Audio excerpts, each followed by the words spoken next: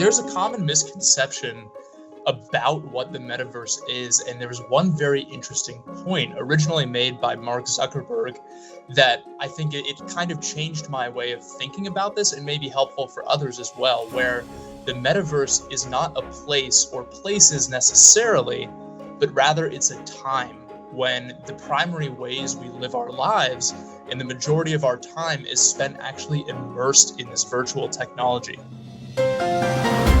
You're listening to Traders Insight Radio by Interactive Brokers. Find more podcasts and daily market commentary at tradersinsight.news. Please remember, any trading discussions are for information purposes only and are not intended to portray recommendations. Please listen to further disclosures at the end of today's episode. Now, welcome to our show. Let's get started. Hello, and welcome to IBKR Traders Insight Radio podcast. I'm Stephen Levine, Senior Market Analyst at Interactive Brokers, and your host of the AI Exchange. This is for all the latest insights into how artificial intelligence is transforming market sectors and how traders can use this information to make more informed investment decisions. One area that seems to be grabbing the attention of the markets, as well as the public imagination, is the much anticipated development of the metaverse. This seems to be making some significant strides in the technology space by potentially opening up a rabbit hole of opportunities, not only for AI-driven applications, but also for those in just about every aspect of digital creation, from digital real estate, art, cryptocurrency, smart contracts, gaming, social events like concerts. These all seem to be coalescing into an entirely new economy, which some analysts think could evolve into a multi-trillion-dollar industry. This is a massive concept that, to be honest, is extremely challenging to wrap my head around. That's why we're lucky to have Sagar, Joshi, and Sean Vanderwall, both managing partners at Drawing Capital, here with us today to help draw a clearer picture of what this all means. Drawing Capital is an investment management firm headquartered in Silicon Valley, uses its expertise in finance and data science to seek compelling investment opportunities in the innovation economy, with an approach akin to a venture capital fund in the public markets. Welcome, Sagar and Sean. Very happy you could join us. Thank you, Stephen. It's a pleasure to be here. It's really fascinating, this metaverse or metaverses. I understand there's not one single metaverse, but multiple. Is that right? And it's difficult to describe for me, exactly what a metaverse is. And you've done a great job of this in your recent webinar with us. I understand it involves the physical world intersecting with augmented and virtual realities, but this is very abstract to me. So I thought maybe we could start off with what an experience in the metaverse might be like. Who's it intended for, and what kind of novel experience would they have in it? I mean, would it really be like what we see in the movies or on TV? Yeah, absolutely. And I think there's a common misconception about what the metaverse is. And there was one very interesting point originally made by Mark Zuckerberg that I think it kind of changed my way of thinking about this and may be helpful for others as well, where the metaverse is not a place or places necessarily, but rather it's a time when the primary ways we live our lives and the majority of our time is spent actually immersed in this virtual technology. And in the way that you describe multiple metaverses in your question, I think it's often helpful for people just to describe these or think about these as multiple platforms. And these platforms can span either specific use cases or even maybe providers here. And I'll give you a few examples just to provide some more context for the audience. So one segment could obviously be around gaming. This has kind of been the first category that people approach this with. And the way we think of video games today, it's likely that each game will have its own virtual environment or platform that's entirely separate from other games and applications. Or to address the provider approach I mentioned earlier, maybe you have a Microsoft with Activision Blizzard, or Meta Platforms develops a broader virtual environment where you can play games on their platform, socialize with others, join virtual conferences, all in one place. Now, to give a very specific example of one of these use cases is Facebook or Meta Platforms has developed a product called Workrooms. So instead of sitting on a Zoom call, we're all sitting around a virtual table, able to interact with each other as we might in the office. You might ask, okay, so how's this really different what benefit does it actually provide over just, the normal Zoom calls that we have today? Well, there's actually one pretty amazing and recent development here around spatial audio that I would say is just one of many developments coming down the line. But say we're sitting around this virtual table. I could lean over to you, Stephen, and just whisper something that only you and I can hear, as I might in a real conference room. And additionally, I think it's helpful to understand that the human brain is hardwired to recognize certain things when we interact with one another. An example of this is eye contact. Right now on Zoom or Google Meet or whatever virtual chat software you're using, it's virtually impossible to make direct eye contact with someone. In order for you to think I'm meeting your eye line, I need to look directly into the camera, which obviously means I'm not really looking you in the eye. So there's this fundamental disconnect in communication and the ability to build trust with existing platforms. I think it's also important to note that while using this workrooms example, it currently uses digital avatars that look a little bit more cartoonish and simple, but Mark Zuckerberg noted on a recent podcast that they expect avatars to become photorealistic in the next 3 to 5 years, meaning that if we elected to do this podcast in workrooms, it would very much look like we're all sitting around the table. You could see the wild arm gesticulations I'm doing right now, and in his vision would be nearly indistinguishable from watching an actual meeting take place. So just to wrap up the answer to your initial question, the metaverse isn't one place or multiple places that everyone goes to like a city necessarily, but rather people should think about this in terms of maybe apps on a phone. There are different use cases or needs for each there, and the key differentiation here is how we interact with each other through those apps in a more immersive and rich environment. And ultimately, the concept of the metaverse is the time we shift from operating mostly in this 2D digital world in real life to more immersive digital technologies. And those can range from simply watching movies on Netflix to conference calls and collaborative workrooms to playing games with family and friends. I mean, this is really, really fascinating. And it seems to me that there is a difference in the actual experience of meeting in a conference room versus meeting in a metaverse conference room.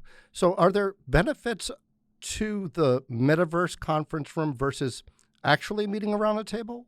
Yeah, I would say I think from a company standpoint, first and foremost, I mentioned the trust ability. There are several companies now, startups especially. I mean, we see them down here in the Valley. They're globally distributed.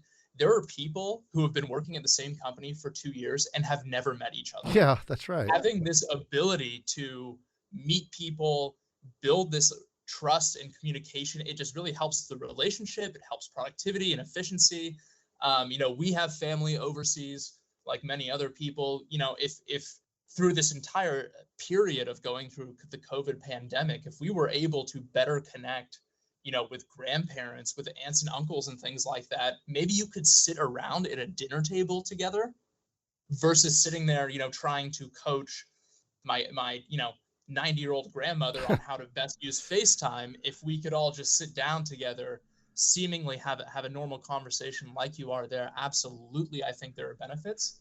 And coming back to where we are in terms of stages and where the benefits are today, a key focus here is really picking up again on these very small little social cues, eyebrow movements, facial expressions, again, eye contact, things that are completely missed today just using the existing platforms. So everything that you would be able to express in a Zoom call, you could still express in these virtual conferences or metaverse conferences.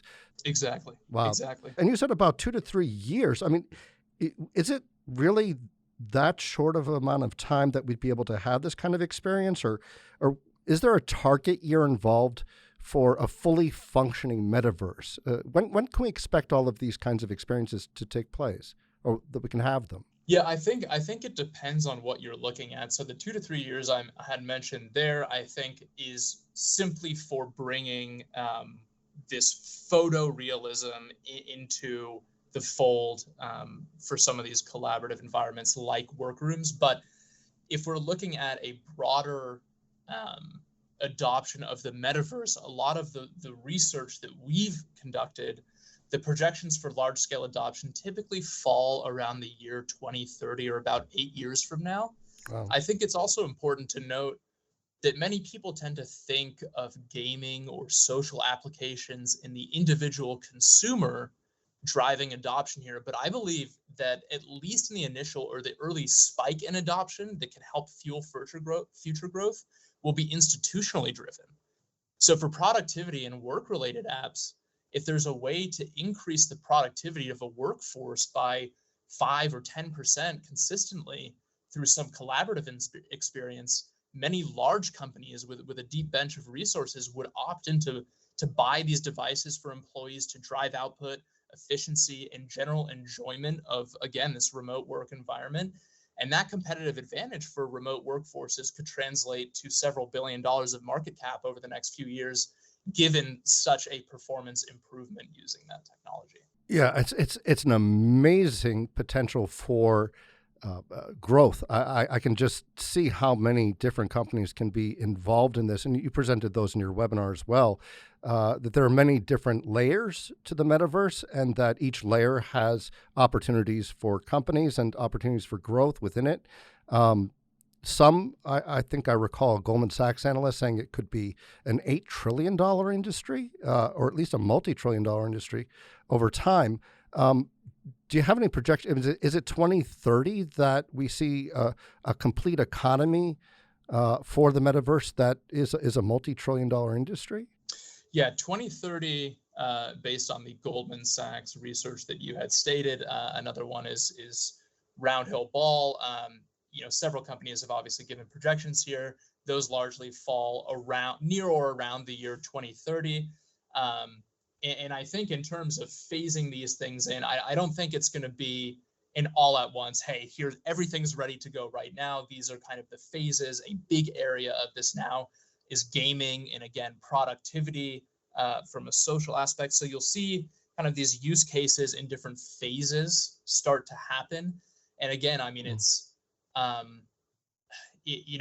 something that's why it's so exciting. It's a new frontier. And when we think about, social media really forming and all of these different platforms, I mean, it takes a long time, but you have all of these exciting developments along the way that will continue to progress. So I think it's much more sequential that way, as opposed to just sort of a waterfall, everything at once. Hey, it's 2030, everything's ready now. Yeah, no, I can completely understand that. And when you mention gaming, it's kind of funny because all of the references that I mentioned earlier about the different movies and TV shows, Ready Player One, Free Guy, Black Mirror, they all centered around gaming, which I thought was very, very interesting. And that seems to be, I don't know if games can really be like what they're presenting in those shows. I don't know if you've seen any of them, but it's very, very interesting how the avatars can really be in a complete world of their own with its own rules and everything else. But it seems so lifelike.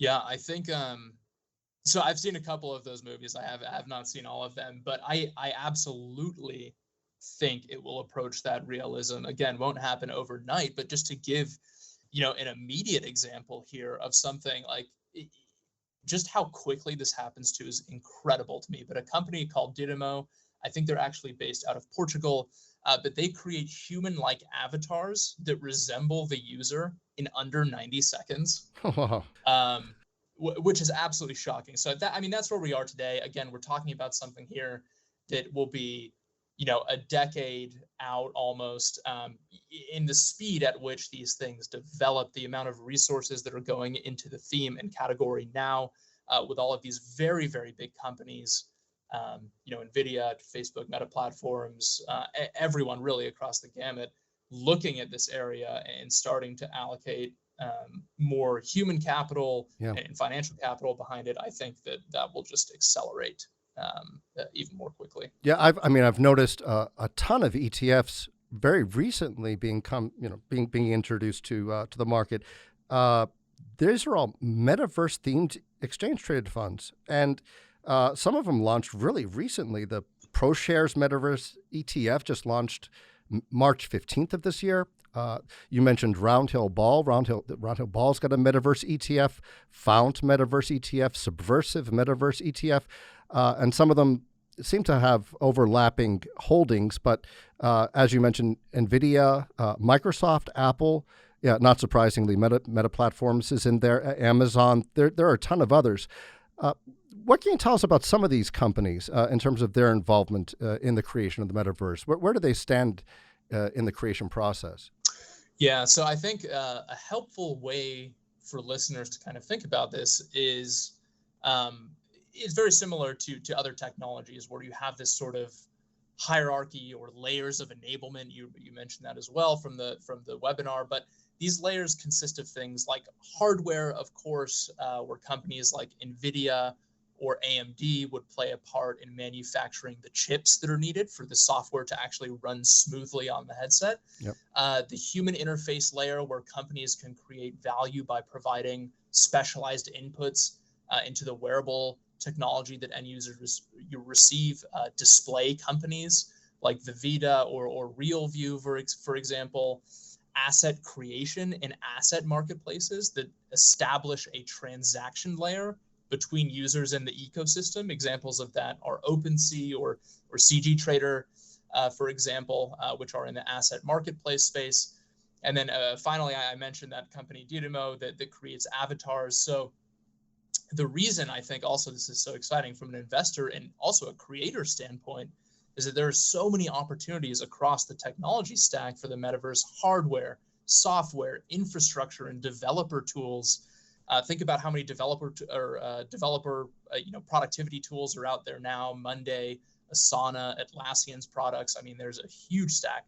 And for all the verticals that exist for real world use cases today, there will likely be a counterpart in the metaverse. So as you mentioned, Stephen, there will certainly be overlap from existing large cap tech companies, for example, Microsoft, again, who made the near $70 billion acquisition for Activision Blizzard, and Facebook or Meta Platforms, who's obviously completely rebranded around the opportunity.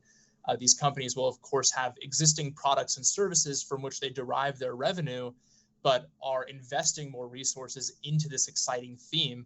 And I think that's good for investors who like a diversified approach or might want to ease their way into the metaverse exposure while they see some of these developments play out. These are really publicly traded companies you're going to get access to in some of the products and ETFs, as you mentioned, in addition to companies like Roblox, is a gaming company, social media companies like Snap, which already have some very advanced software for things like facial recognition and augmented reality capabilities, where you can put all these different filters over your face. And for those that are looking for more pure play metaverse companies, that may be more difficult in an ETF format today, just given where we are at in terms of progression with different companies, new technologies coming to market. Since again, we're in the very early stages, those can really only be invested via private markets or venture capital, for example. So as a result, in these ETFs, you will probably have, for now, these much larger, multifaceted, large cap tech companies that are participating in different segments. Well, it's really, really incredible how the world is changing so quickly. It's amazing. I did see Apple developing, or perhaps they've already developed, AR glasses or augmented reality glasses. And I'm not sure exactly, if you can do anything with them outside of a stationary type of experience on a desktop computer or something. I mean, can you walk around with augmented reality glasses and see a kind of different reality? Is that what they're doing? Yeah, so I mean, a lot of the augmented reality and the glasses are very interesting, but I mean, this is something that gets used by Apple as well, very commonly now too, is you just go to their website, right? And you can see an augmented reality of their different products. You can do the 360-degree view. I mean, there are different ways for people to see what different, this isn't Apple necessarily, but see how different furniture looks in their house. So yeah, I think that is an early stage. I would also say augmented reality and virtual reality in the context of the metaverse here are likely two very different things. So if you're wearing Apple's glasses and you can see things just layered on top of what the existing world is. I mean, a very, very basic example of that might be heads-up display in a car. But the virtual reality in the metaverse, kind of more in the context of the discussion here today, involves, being fully immersed, not necessarily layering something on top of what you see in front of you. Yeah, and artificial intelligence factors in here as well. I don't know exactly how to parse that out or whether that's a separate kind of component, but maybe Sagar can clear that up for me. It's a great question, and there certainly is an intersection point between AI and the metaverse. And so double-clicking further on a couple of points, there exists a strong relationship between data quantity and quality of data science models for applications in artificial intelligence and machine learning. And so how that really reinforces itself is that high-quality proprietary data that is merged with a technology platform can generate positive network effects and then possible exponential growth opportunities. And so by definition, positive network effects imply that as a company gains more customers or more data, then all of the existing customers may also benefit via a better product or service, which creates an accumulating competitive advantage with increasing marginal utility, with greater size, scope, and scale. And so as a result, and with the benefits of software, internet scale businesses can continue to grow at scale and potentially, in the investor perspective, potentially command significant company valuations. And so coming back to your reference of AI, in computer science, of course, AI stands for artificial intelligence. Although I'd also like to juxtapose this a little bit and add a new variant, so to speak, there, in that for everyday people, many people may not necessarily actually see artificial intelligence, and I put "see" in air quotes, but they definitely do see augmented intelligence. And expressing that divergence a little bit, augmented intelligence is the occurrence of individuals having access to computing and connected devices. So that could be your iPhone, it could be computers, your Apple Watch. Sean also mentioned the heads-up display or cars having blind spot detection and backup cameras. These are all interconnected or other devices that we have with us on a pretty reoccurring basis for many Americans. But the situation is that the human or the individual still remains in control and can leverage these computing devices to augment one's intelligence or experience.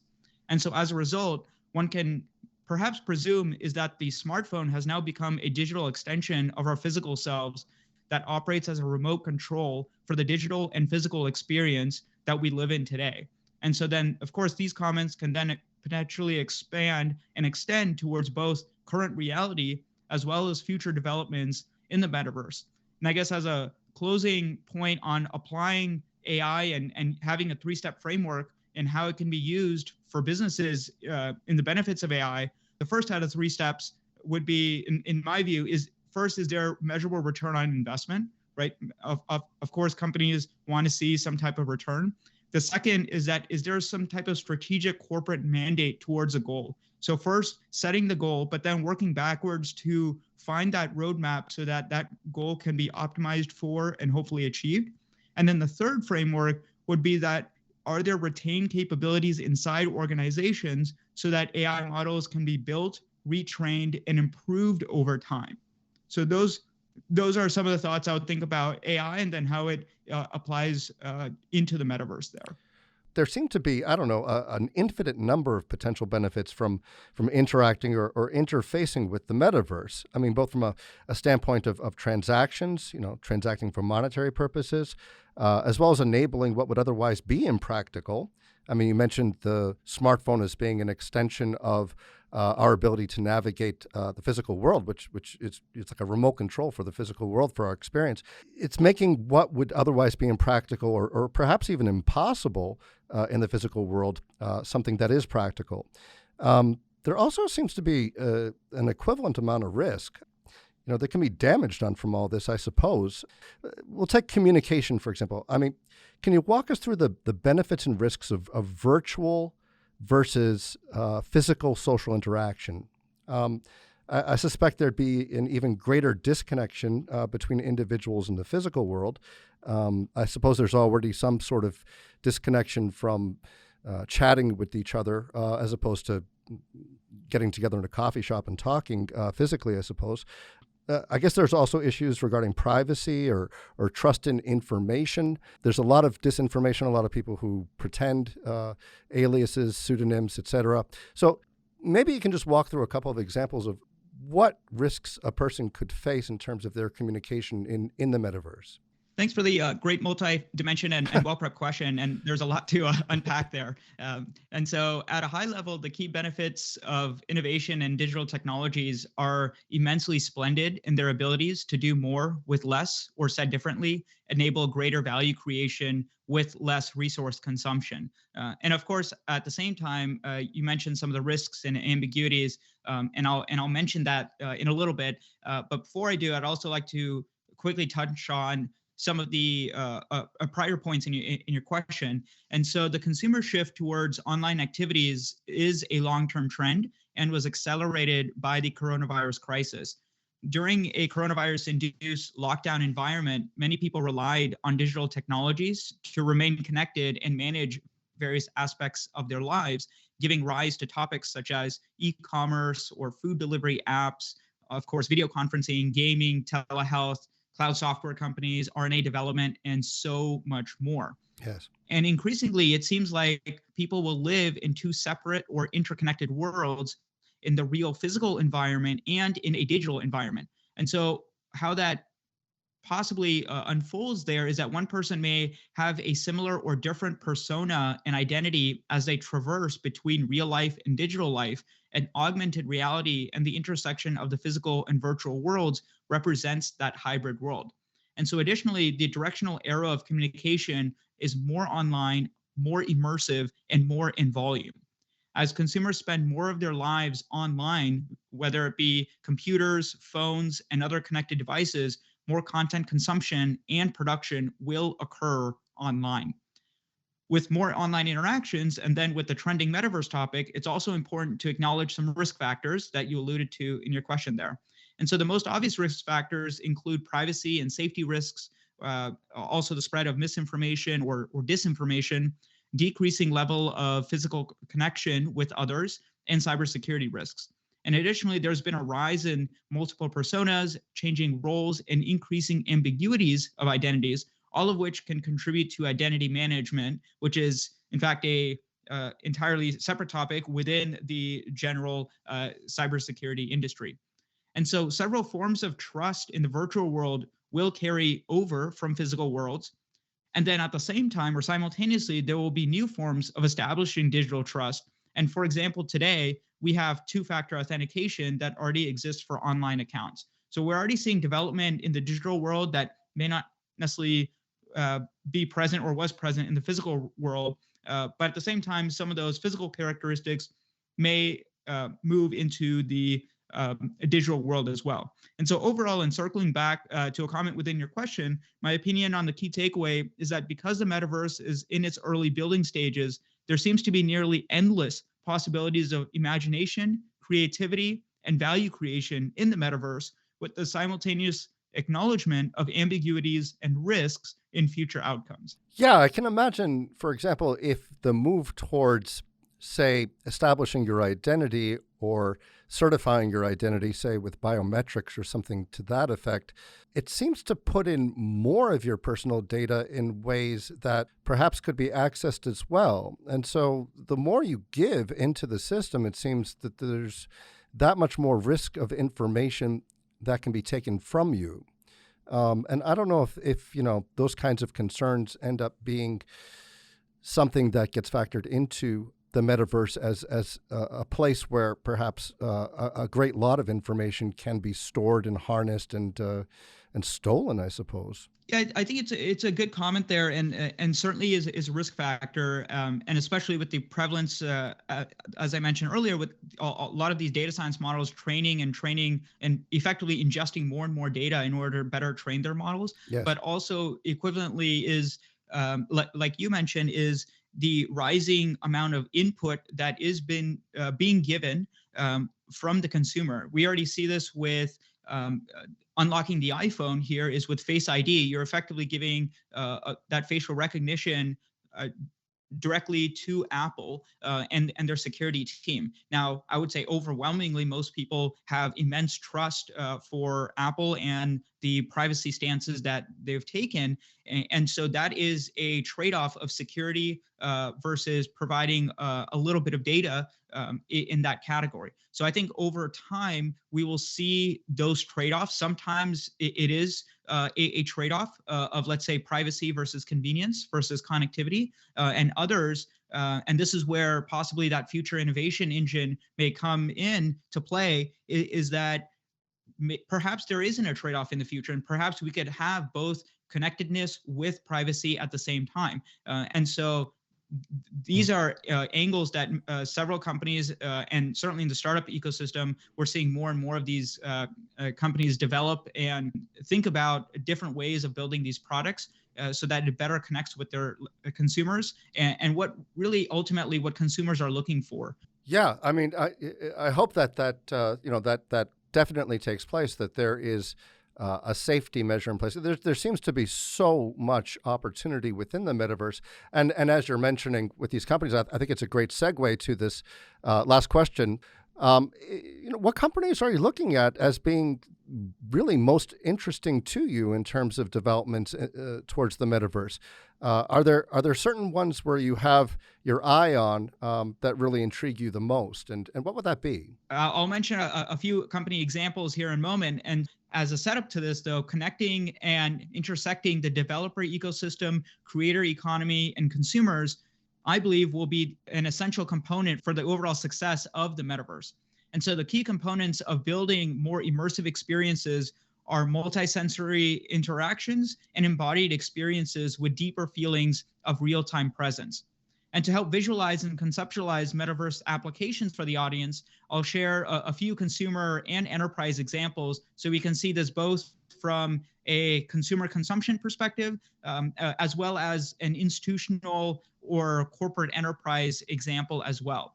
And so for those of you that are crypto economy enthusiasts, digital property rights and several NFTs have real utility and value. And additionally, the intersection of DeFi or decentralized finance and the metaverse is already creating value with more to come. In consumer gaming, as Sean mentioned earlier, Roblox and the Microsoft's proposed acquisition of Activision Blizzard, among other companies in gaming, really represents the rise of social gaming, the virtual consumer goods economy, as well as a robust ecosystem of content, commerce, and communities. And for a third example, and just a few months ago, back in December, as I recall, Intel published its perspectives on the metaverse and specifically highlighted the meta intelligence layer, the meta ops layer, and the meta compute layer as the three layers in the building blocks for the metaverse. And for a concluding set of examples for enterprise initiatives related to the metaverse, NVIDIA is specifically focused on Omniverse, which is a platform focused on both collaboration and simulation by enhancing current workflows and productivity through the creation of virtual worlds. So ranging from industrial digital twinning technology in auto assembly plants to 3D design collaboration to simulation, NVIDIA is enabling these specific trends, along, we believe, also enabling many other high growth technological themes, such as gaming, GPUs, high performance computing, data centers, AI research, and autonomous driving. So all in all, and as a concluding thought, while some public commentators express these views or the metaverse as a far-off destination for our population, many of these experiences are translating into tangible value today. So what kind of audience is the metaverse really intended for? I mean, you mentioned gaming, so I'm thinking it's younger generations, new generations. Yeah, I think in this case, it can be applicable to a wide range. I don't think it is just exclusive for younger audiences. I think different applications will be used differently amongst the multiple metaverses that may be there. So, for example, in the enterprise space there, with obviously there's a wide range, age range there, there'll be as an intended audience, there'll be corporate retrainings and effectively how to use technology to either improve efficiency or raise productivity. Those are typically the two methods of leveraging technology in the workplace. I understand that. That makes a lot of sense. So it really has applications for anyone, depending on what it's being used for. So that makes a lot of sense to me. Sure. At any rate, Sagar, Sean, I just want to thank you both very, very much for doing this and for clarifying a lot of the question marks that are out there. There's still so many questions on this topic. I hope you'll be back with us again. That'd be fantastic, Stephen. Yeah, thanks. I think that would be really terrific. And listeners can learn more about this topic in Drawing Capital's webinar presentation, aptly titled Metaverse, at IBKRwebinars.com. Can also keep abreast of their commentary at IBKR Quant. Again, I appreciate your time very, very much. Sagar, Sean, thanks very much for joining us. Thanks, Stephen. Hope you have a great rest of your afternoon. Thank you very much. It was a pleasure. Thank you. And until next time, I'm Stephen Levine for Interactive Brokers. Thanks for listening to Traders Insight Radio. As always, there's more content at tradersinsight.news. And if you're interested in learning more about Interactive Brokers, visit IBKR.com. We offer more trading education materials such as webinars at IBKRwebinars.com, market-related courses at tradersacademy.online, and quant-related articles at IBKRquant.com. Trading in digital assets, including cryptocurrencies, is especially risky and is only for individuals with a high risk tolerance and the financial ability to sustain losses. Eligibility to trade in digital asset products may vary based on jurisdiction. Interactive Brokers is not affiliated with and does not endorse or recommend any third-party investment information, advice, services, or products discussed in this episode. The analysis in this material is provided for information only and is not and should not be construed as an offer to sell or the solicitation of an offer to buy any security. To the extent that this material discusses general market activity, industry or sector trends, or other broad-based economic or political conditions, it should not be construed as research or investment advice. To the extent that it includes references to specific securities, commodities, currencies, or other instruments, those references do not constitute a recommendation by IBKR to buy, sell, or hold such investments. The material does not and is not intended to take into account the particular financial conditions, investment objectives, or requirements of individual customers. Before acting on this material, you should consider whether it is suitable for your particular circumstances and, as necessary, seek professional advice.